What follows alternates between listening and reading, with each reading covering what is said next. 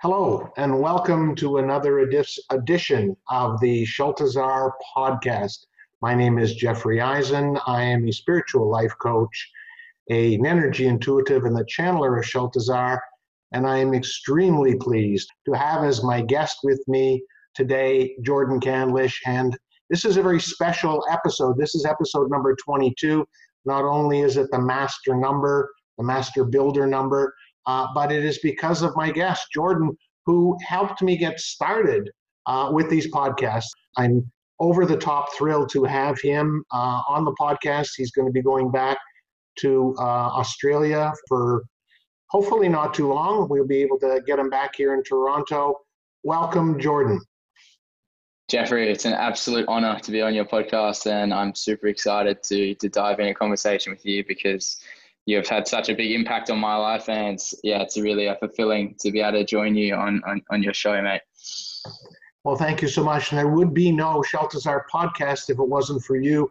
I remember late last fall, it's probably about a year ago now, that we met and you told me about your podcast and you encouraged me to start my own and gave me the start. You helped me set it up and you did a wonderful job. And I guess I was a reasonable learner because I figured it out, and I continued on. For those of you who have been listening to the podcast for since the beginning, you will notice that Jordan was originally the host of the podcast because I was not confident enough yet to be my own host, and he taught me how to do that for I think somewhere around the first 6 or 8 episodes, and then I took it on my own. So.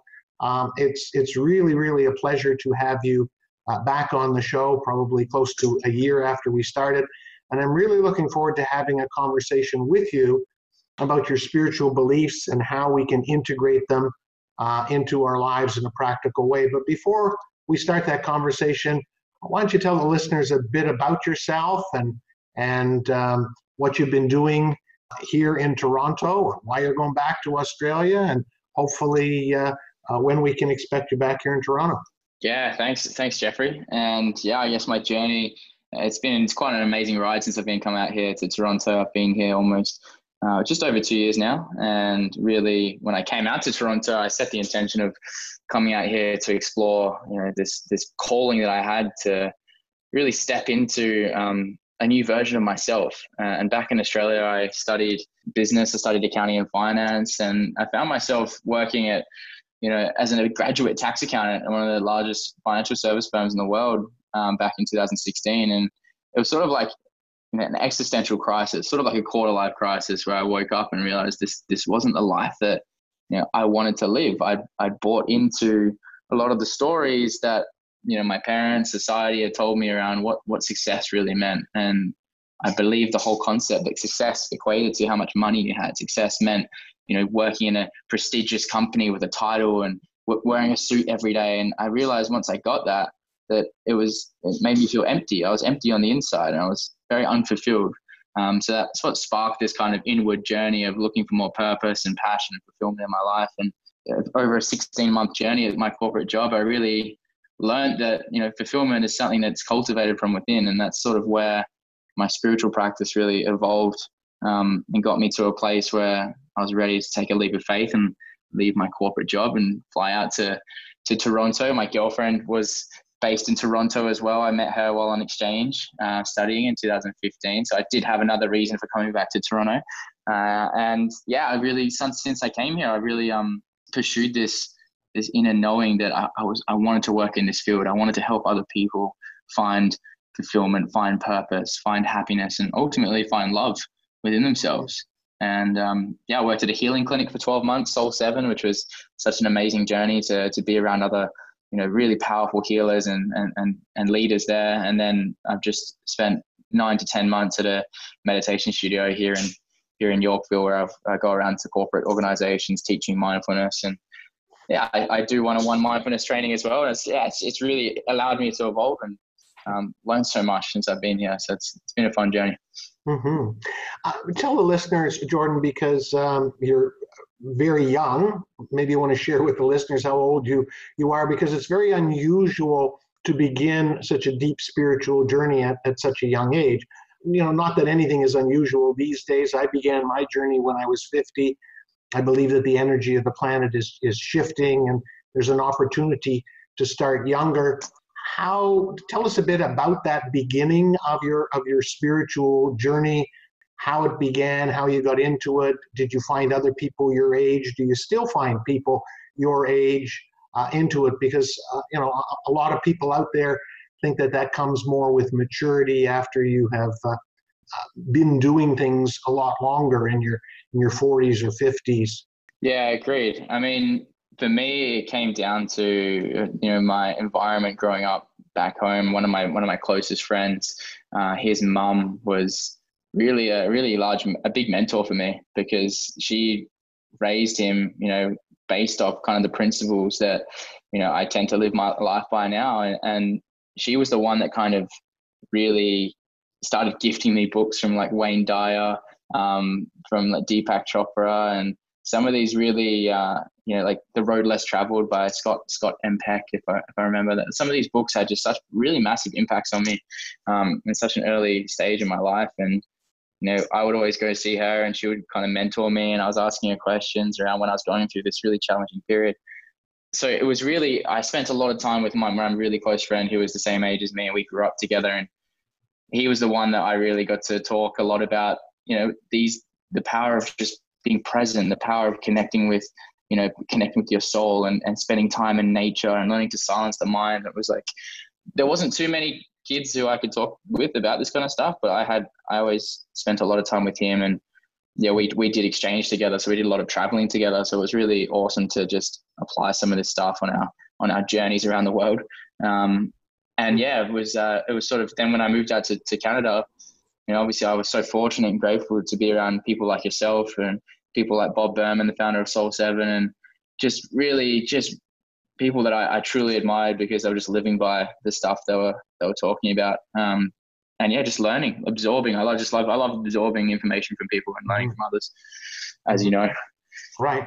Well, you raised some great points. And first of all, I just want to reiterate to the listeners that, if you're not fortunate to have someone in your life as Jordan did to begin that influence, go out and either find that person, or go to the bookstores, or go to Amazon, or go online and start reading. Your story reminds me of someone that gave me a book, and the book that started my journey was The Monk Who Sold His Ferrari by Robin Sharma, who actually became my first coach. And there are many people that begin their journey by reading, and I think seeking that knowledge that you're not really aware of is the first step. And so I would certainly encourage people as you begin your journey, two things. Number one, get out, read, expand your horizons beyond what you have been taught by your family, society, your religion, other institutions. Begin to open up to possibilities. And second of all, connect with buddies, connect with the support, connect with someone who can help you along the way. As Jordan mentioned, he didn't have too many people he could talk to, but he had some. We live in a society where you can not only connect in person through groups like Meetup, but you can connect online through virtual portals and Zoom and Skype and you name it. So again, connect and support, because otherwise the journey gets a little bit lonely and you can kind of fall off that wagon. And in the beginning, you are trying to undo some of the belief, to undo some of the learning, and support is really, really important. Would you agree, Jordan? 100%. Yeah, 100%. And I feel like once you set that intention of, really seeking to find other like-minded people who are on a similar path to you, they tend to just show up in your life, right? They tend to just appear, whether it be down at a local yoga studio, or, down at a meditation class, or wherever it may be, that these people are around, and you just have to put yourself in the environment to attract them, right? Again, you raise a great point, because I know you are, as well as I am, a great believer in our ability to manifest. So just believe that you're going to start to meet a new community, believe that people are going to show up that will help you on your journey. There's that old saying that when the student is ready, the teacher will appear. And I know that's happened many, many, many times in my life, and I know it has in your life as well, Jordan. Agreed. 100% agree. Right. Okay, let's talk about some practices, spiritual beliefs and spiritual practices that you have integrated into your life that have helped you on your journey. I know you're a big fan of meditation and mindfulness, but please share with the listeners some practical tips on how you can not only begin this spiritual awakening journey, but also continue to move along the road. Yeah, I mean, I've got plenty. I could ramble on for hours about this, but I'll try and put it succinctly, because since I've come to Toronto, one of the most powerful spiritual practices I've learned is knowing when to slow down. And it's something that I've really observed in a lot of the people in the city, or in any big city for that matter, is everyone's so busy all the time. Everyone likes to throw around the word busy. It's like, I've got a packed day, I've got to run around, do this, do that. And the more conversations I have with people, the more I realize that, from the minute people wake up, we have to occupy ourselves with doing something. We've got to be keeping our mind active. The mind has to be stimulated all the time. And what happens is, when we do this, we're not able to check in with what's going on beneath the surface on an emotional level. Sometimes there's things we carry on to or hold on to, past traumas or emotional blocks that we like to keep ourselves busy from, because we don't want to face what's actually trying to come through us. And these emotional blocks actually result in things such as stress, anxiety, overwhelm, doubts, fears, worries. And for me, my coping mechanism, I noticed in the past, was I would just get really busy doing lots of things, so I didn't have to face this underlying unease or tension that I was feeling. So I realized the minute I slowed down and carved out more time in my morning or in my evening, whatever it may be, to just check in with myself, to check in with, what part of me is asking for my attention. Maybe there's some tension I'm carrying around my solar plexus area, a bit of anxiety, just exploring where that's coming from, and just being a space for love for that. And for me, my meditation practice is a big part of that. For me, it's spending an hour, sometimes more, just allowing and loving whatever comes up. Journaling is another great way of doing that. But whatever it is for you, just ensuring that you switch off the phone, you switch off the laptop, turn off the TV, and just be with yourself. For me, an hour is an optimal amount of time. If you can do longer, even better. But yeah, every time I think I have to do more of something out there to feel happier or more fulfilled, it's a reminder that I've got it the other way around. Mm-hmm. Does that make sense to you? Yeah, absolutely, absolutely. Busyness is quite an addiction, and I've noticed that myself when I forget about some of my meditation practices, and I certainly. In the beginning, I meditated very consistently in a disciplined way, at least twice a day. I will say that as I progressed on my journey, I got to that point where I can find the still point throughout the day. But sometimes you get a busy day and you can't really connect, and so you've got to get into your meditation. And so I force myself to get away from behind my computer and sit down in my meditation chair. And I will notice that often it takes 2 or 3 minutes to calm my mind down. The first time, as soon as I sit there, I love to sit there with a couple of crystals, and I tend to love sound. So I'll put on some either binaural beats or crystal bowls or some very relaxing sounds. And the minute I ease in, that mind that has been so used to being busy begins to give me a whole list of things to do. and if I give into it, there I am bouncing out of the chair and getting and doing something else.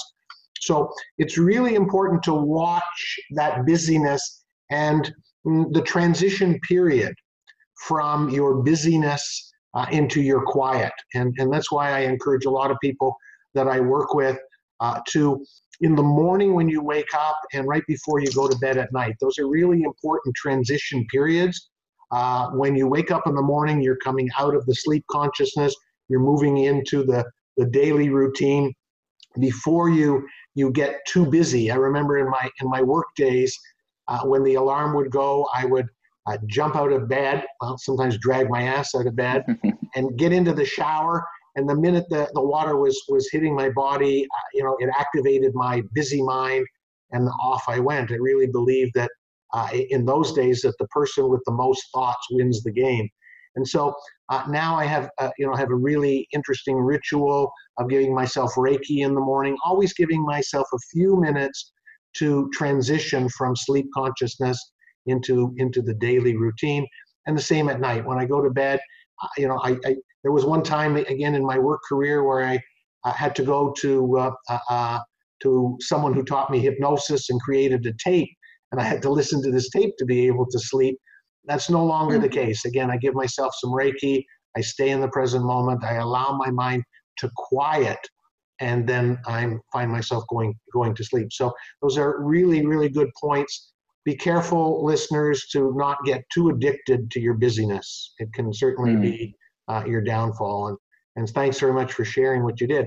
Any other tips? I love that one, and I love your dedication to mindfulness and into quieting the busy mind. I mean, mainly the main tip is really tuning into your body. Like I feel like for me, the body is really, trying to guide us all the time in life, and we get disconnected from it. And oftentimes it's not needing to add things to what we're currently just doing. It's actually taking things away. So for me, it's like removing the blocks that are preventing me from accessing that inner greatness or that inner wisdom, that inner guidance. And the blocks for me are, usually surface from past traumas, emotional traumas, or things that perhaps I've registered in the past as this doesn't work for me, or this is not the way to go, and that's created a meaning in my mind. And oftentimes you'll notice that the mind will create a story around what it is that we're feeling.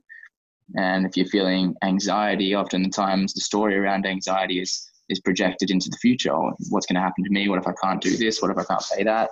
If you can tune into the feeling, if you can tune into what the body's telling you, that is really your opportunity to heal the past in the present. And for me, that really is just having the awareness to know what it is that I'm feeling on a day-to-day basis, constantly checking in. What is my body telling me in this moment? So I feel like it's a constant practice. Like it's a constant, and oftentimes it's actually changing a part of your brain to start to see these feelings and emotions as opportunities. We label these negative feelings or perceived negative feelings as bad, or we shouldn't be feeling this. It's not okay to feel anxiety. But what if that's exactly what we needed to feel to evolve into the next version of ourselves, to allow more love to come through us? So I feel like it's just a constant practice. There's no like one thing's going to solve everything. It's a constant thing. It's constantly being present and being aware of like what it is that you're feeling in this moment. Have Yeah. Two things you brought up that I'd like to comment on. First of all, the body and your connection to the body and how good you have come to master that connection. Often we look at our wellness or our well-being in a very compartmentalized way. We will go to certain practitioners for our physical well-being. We'll go to other practitioners and other modalities for our mental, emotional well-being. And then we will do different modalities and different practitioners for our spiritual well-being. And that's one thing that Shaltazar has made it very clear is we want to move wherever possible to that unity, to that oneness. And it sounds like, Jordan, that's what you're doing, is that when the emotions are coming up, you know that they are connected to the body. And sometimes the body is the indicator for you of what's going on with those emotions. So I encourage listeners to look at your journey of well-being from a more holistic approach to not only physical, not only mental, emotional, not only spiritual, but all of them together. And they intersect like this amazing three-dimensional lattice. And so try to not separate the parts, but look at the connection. And the other point I want to make is that word I used, journey, realizing that this is a journey. So many people think that where they're going is a destination, that when they get to that awakened state, when they get to that enlightened state, when they when they master this or they master that. But certainly from my spiritual beliefs, we're never going to master it. It's all about the journey. So relax and take it easy and realize that what you're going to be doing on this journey is for the rest of your life. And for someone as young as you, Jordan, that's going to be a long time. For an old guy like me, it's not as long. So get used to the journey of figuring it out and not getting confused, and then adding some more pieces to the puzzle. It's really important to see it as that journey, that way of life. I think a lot of people think that this is around getting a fix. The traditional medical system is such that if there's something wrong with you, you go to your doctor, they fix you and you're fine. This journey of well-being, this journey of spiritual awakening is a journey, and you're not going to get to that point. It might be that, like that little guy in the old story of the dikes in Holland. He would put his finger in and block the water, and then there would be another hole with more water coming through. So you have to realize that that's what's going to happen, is that when you move to a higher level of consciousness, there's going to be new opportunities, new challenges to work on your well-being. Yeah, totally agree with that. That's exactly it. As you go into the next level or the next evolution of your consciousness, there's always a new set of challenges to face. And I think that's kind of this like illusion that sometimes we get stuck in, thinking that, oh yeah, once I get this, once I get the house, once I get the relationship or the new job, then I'll be happy, then I'll be fulfilled. But that's usually not the case, right? It's usually we then find that we have a whole new set of new problems. And oftentimes the more things we tend to acquire, the more problems we tend to have. So yeah, when you flip the journey and see the journey as an inward journey, you realize that this present moment's all you need. It's all you need to be fulfilled and enlightened in the journey. So yeah, I like what you said there, Jeff. Excellent. Jordan, tell the listeners, because for someone your age, it took a lot of courage to leave your family and your upbringing in Australia, move halfway across the globe to an opposite hemisphere.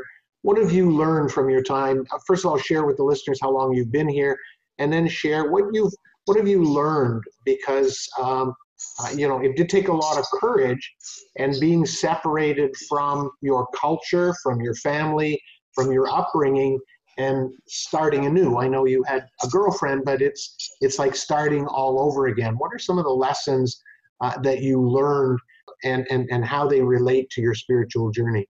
Yeah, I feel like the journey that a lot of us take is, we try to take the path of least resistance, right? And you can see that in two ways. Like for me, the path of least resistance is finding like the middle way, like in the Tao Te Ching or Lao Tzu talks about. Or you can see the path of least resistance being people who stay in their little comfort zone, and they don't really breach out of that comfort zone because they're afraid. They're scared. And for so many of us, it's fear is what holds us back from living the life we want to live. And to be honest, while I was at my corporate job, I was afraid. I was scared of leaving because I didn't know what I was going to do. I didn't know anything else other than business, accounting, and finance. So I spent time at my corporate job to essentially learn to build courage in the fact that when I knew it was time to leave, I knew things would work out exactly as they were meant to work out. And it got to the point when I quit and left Australia that I knew I couldn't fail. I knew there was no such thing as failing, because whatever challenges were going to be thrown at me on that journey was exactly what I needed to get to that next stage in my evolution. So everything now became an opportunity. I actually started to seek out the things that scared me the most. And one of the things that scared me the most, which when I arrived here in Canada, in Toronto, was public speaking. And I did my first public speaking event a few months back, and it was one of my greatest fears. And when I look back on that moment and conquering that fear, I was like, that was really the essence of this leap of faith that I took, was using fear as the navigator and having faith and trust in something higher than myself. So I think once you tune into that inner knowing that you are being guided and that you can't fail, I feel like we we're able to move forward and face our fears. And whatever fear that may be, it might be a relationship. Maybe someone's in a relationship they don't want to be in. They're too scared to leave because they're scared they might not find anyone else, whatever that may be. But when you start doing this inner work where you tune into the parts of you that know no fear, it's just pure love, really. You know that behind everything, it's just our essence is just love, isn't it? It's only possibility. And if you tune in with that enough, then you receive the guidance, you receive the courage, and you take your leap, whatever that is. For me, it was just quitting my job and traveling. Yeah, excellent. I love the phrase you used. You let fear be your navigator, and that that the juxtaposition of allowing something that we're so afraid of, like fear, to be our navigator, to be our true north, to be our compass, is really quite amazing. And so, I encourage our listeners to rethink that fear, because it may be your compass, it may be your navigator. And as in Jordan's case, if you could use that as a way of telling you where you want to go next, and the fact that you were able to overcome the fear of public speaking, and I wasn't at that event, but I heard about it, and you were great, and that was fabulous. I want to talk a little bit more about that courage, because you said something that was very interesting, that while you were in your corporate job, you really worked on that courage. Because let's talk about what you think courage is. I think for me, and I'll express my opinion a little bit more, it's not something that is necessarily a learned behavior. It's not something in your left brain, but I see that courage as being the turning point for you to take the first leap, which was a pretty big leap, halfway around the globe.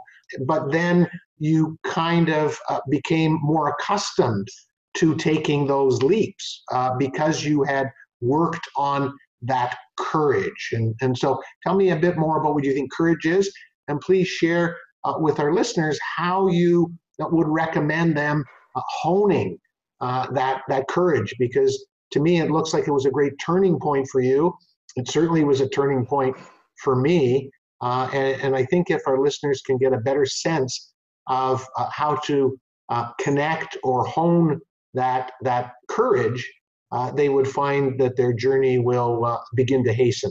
Yeah, good point. I do believe that courage can sometimes look like an external action, like quitting a job, traveling to the other side of the world. But I feel like the first movement of courage for me was facing what was going on inside of me, facing the fact that I was disconnected from myself, facing the fact that I'd bought into this idea of what life was, and I really wasn't really living my life.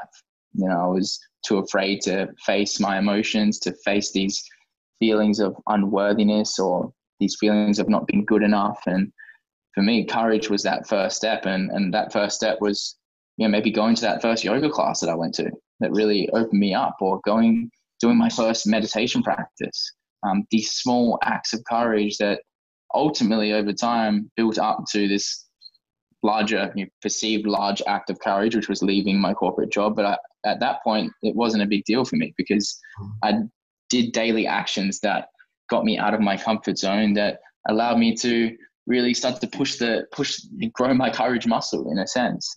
And going back to where does courage come from? How do we develop courage? How do we develop the courage to go within and face a past trauma, a past emotional trauma that perhaps is, dictating a large part of our belief systems?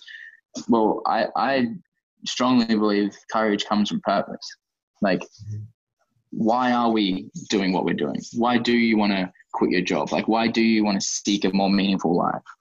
And once you can really dial into why you're doing it, your personal mission statement, which is really ultimately never just about you. If you realize that why you're doing something is for the people around you, your family, your loved ones, or maybe humanity or the environment, when you start to dial into that larger purpose, when you start to face the blocks or the challenges, if your purpose is clear and your mission statement is clear, you'll be able to overcome anyhow. So yeah, that would be it for me. Tuning into the why, getting really clear on that why and that purpose. Excellent. From a spiritual perspective, I've often thought about that, and the word that comes up is will, because it does take a certain amount of will to do that which you are afraid of, to have courage, and in my contemplation and in my communications with Shaltazar, I've come to realize that there's a part within us where we can connect our will to the higher will, to the universe's will. And for me, that has helped me make the bigger steps, the bigger leaps. And some people may say, well, isn't that faith? And yeah, it may be faith, it may be will. Whatever it is, it's something that is within you that can rise you above the current situation. And so I certainly agree with you that cultivating within, going within and nurturing whatever that is, whether it's courage, will, trust, whatever it is, in small bites. And that was excellent advice. I just want to reiterate that to the listeners is, there's that old saying. I remember when I was at work and one of my managers used the saying, how do you eat an elephant sandwich? And the answer is one bite at a time. And so when we look at something that's really monumental and we try to build up the courage or will to do it, you're not going to get there. You have to build it up, I think, as Jordan mentioned, the courage muscle or the willpower muscle, a little bit at a time. And for me, connecting to something bigger, connecting to the universe, connecting to the great creator, source, God, whatever you wish to call it, has really been instrumental in helping me, because then it wasn't about me, it wasn't about the ego, it wasn't about the opinions of others. There was this deeper connection to this source that allowed me to have what it takes to take the action that I needed to. Yeah, it's beautiful. Yeah. At what point did you realize you had you were ready to leave your corporate job? Was there a point that you just knew? It's interesting. I can certainly relate to what you said, is that I was preparing for it long before I knew I started to read business books. I read books about leadership. I started to read books about culture. It was the connecting to my purpose, I think, as you said. And it took me a long time to realize that my purpose is more about people than it is about profits. And that was a big shift, but it didn't come overnight. Although I have, worked with people who have had more instantaneous awakenings. Mine was certainly much more gradual. And so, over time, I started to realize this shift.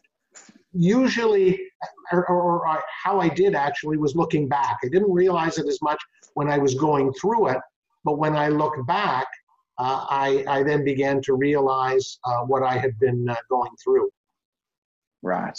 Mm-hmm. Yeah. Mm-hmm. Yeah. I was the same. Definitely a gradual process, and as I started to learn and apply the information I was learning and grow that will, you eventually get to the point where the path becomes clear. Like you tune into that inner guidance, and it's just, it's shouting so loudly at you. By the end of it, you just have to follow it. Otherwise you just end up being stuck in a certain level. You get stuck at, you know what I mean? You max out that level that you're in, and the next step is either leave the job or leave the relationship or start something fresh. Mm-hmm. Do you know what I mean? Mm-hmm. Yeah, there are a lot of people that begin their journey when they hit rock bottom, and certainly, Jordan, I'm sure you would agree that we would advise against that there are a lot of better ways to begin your journey than to wait until you've hit that rock bottom. So start working on some of the things that Jordan has talked about and that have been in the podcast in the past. Begin to prepare for that journey, even if you don't know where that journey is going to go, but certainly preparing by quieting the mind, not being as busy, cultivating your courage and willpower, because no matter what it is you want to do in life, even if it's not a spiritual journey, connecting to that courage, connecting to that willpower, connecting to that ability to do what you're afraid to do is certainly going to serve you, whether it's in this spiritual journey, or taking the leap of faith and getting married, or switching careers, you name it.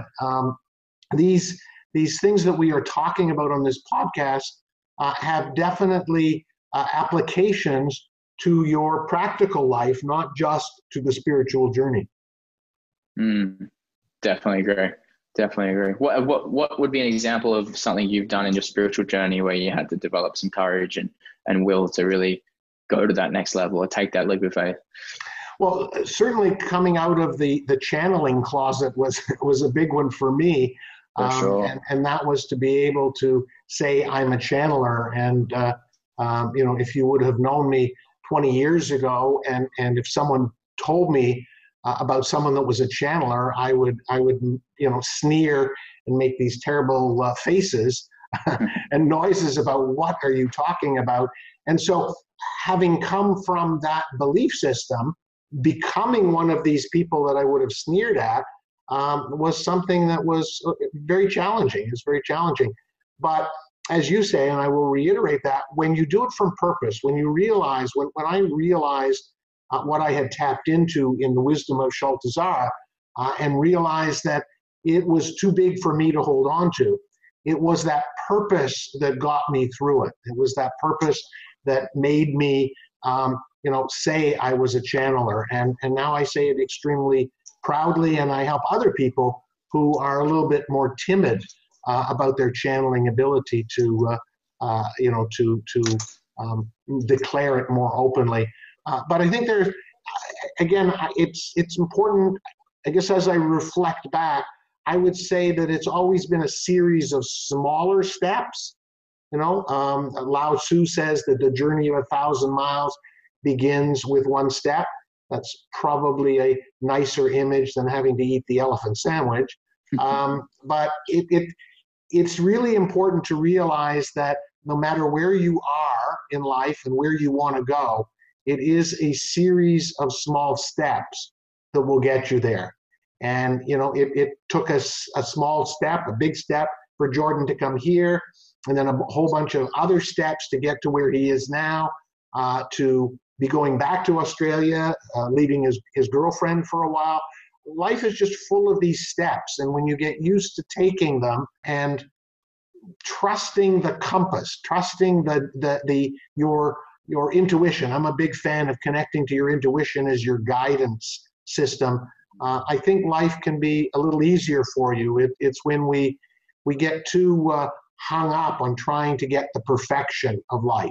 Jordan, before we jumped on the recording, you said you're going to be back in Canada, but you don't know when, and you're just okay with that because there's this inner knowing that you will be back. Yeah, exactly. I think sometimes we get so caught up on how are things going to go? How are we going to do this? How are we going to pull this off? When you let go of the how, you really just surrender to whatever comes through in the moment. And I feel like, I know that does sound a little bit up in the air, but the word surrender and letting go of the how really opens up all kinds of different possibilities of coming in, because at the end of the day, we don't know. Right. We don't know anything. Right. We don't know what's going to happen tomorrow, let alone in 6 months. So yeah, it's been a practice I'm always working on. It's just really not trying to figure things out, mentally. Right. It's just trusting. I think I've shared this before, but if you imagine two circles with an intersection, and one of those circles is the word determination, and then the other circle is the word surrender. And if you look at where those circles overlap, there's a word called flow. And that's the sweet spot. That's where you want to be in. You want to balance between not having too much determination and not having too much surrender. But if you have the right balance of determination and surrender, you will be in flow. And I guarantee you that your journey will unfold in a beautiful and magnificent way. Sure. Jordan, totally, I think we're just about out of time. Again, as you mentioned, we could probably talk for hours and hours. And I do hope I'll have you on the podcast again, maybe from Australia, or maybe when you get back to Toronto. Please, before you leave, share with the listeners how they can get in touch with you, what you are doing, and how you might be able to help them on their journey. Yeah, thanks so much, Jeffrey. I've really had such a great time chatting with you as always. And yeah, pretty much as you mentioned, I'm heading back to Australia next month, and December the 11th. And really, my intention with that is to continue doing a lot of the one-on-one work that I've been doing with people.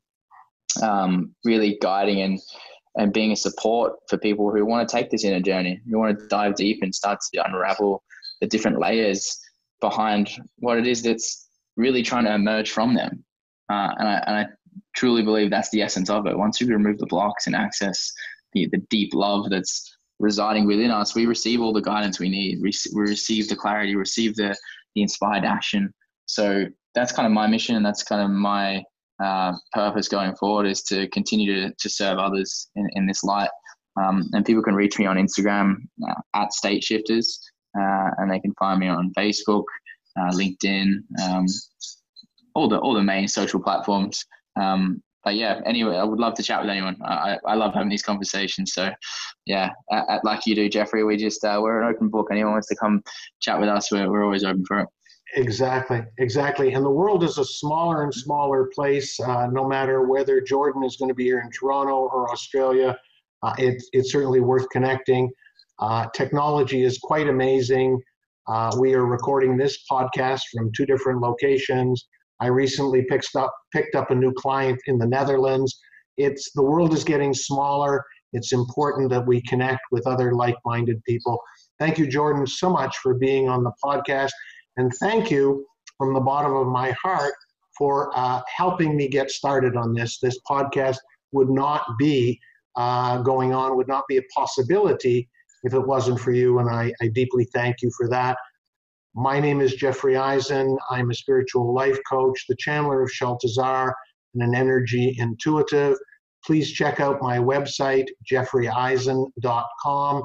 If you would like to be a guest on the podcast, and I must say I get to meet some amazing people from all over the world by having them on the podcast, please get in touch with me at jeffreyeisen.com. I would love to have you on the podcast. If you're new to the podcast, please check out some of the previous editions. The first 6 or 8, you will hear Jordan. If you've loved that Australian accent, you'll get to hear him as the host and guest on the first 6 or 8 of the podcasts. So please tune in to the podcast. Also, if you are interested, I have an offering called the Shaltazar Personalized Reading. Please connect with me. You can do so on my website, where we tap into Shaltazar and bring forth a message for your highest good. Thank you all once again for tuning in. This is the Shaltazar Podcast. Again, my name is Jeffrey Eisen. Love and life to you all.